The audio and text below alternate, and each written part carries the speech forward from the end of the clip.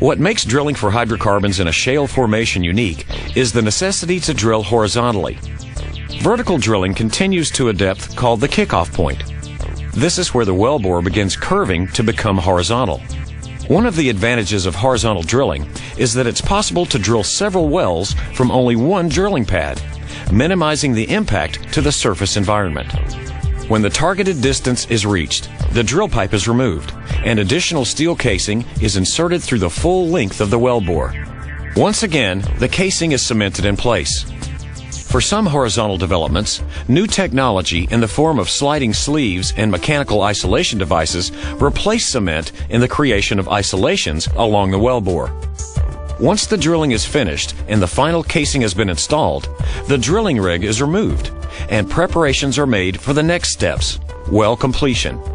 The first step in completing a well is the creation of a connection between the final casing and the reservoir rock.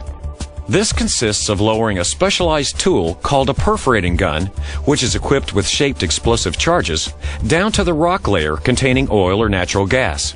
This perforating gun is then fired, which creates holes through the casing, cement, and into the target rock.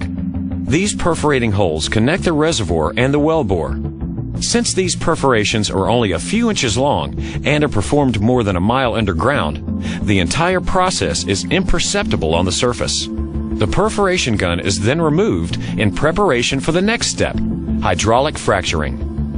The process consists of pumping a mixture of mostly water and sand, plus a few chemicals, under controlled conditions into deep underground reservoir formations.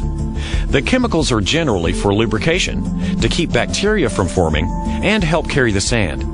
These chemicals typically range in concentrations from 0.1 to 0.5% by volume, and help to improve the performance of the stimulation.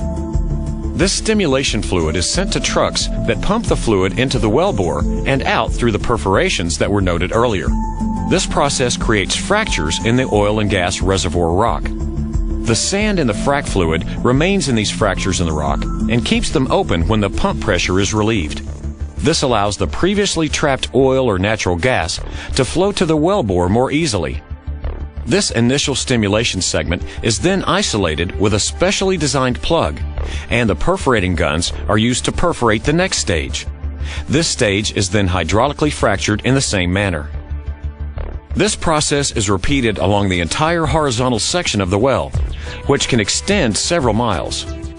Once the stimulation is complete, the isolation plugs are drilled out and production begins. Initially water and then natural gas or oil flows into the horizontal casing and up the wellbore.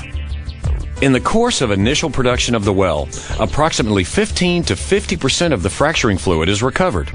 This fluid is either recycled to be used on other fracturing operations or safely disposed of according to government regulations. The whole process of developing a well typically takes from 3 to 5 months, a few weeks to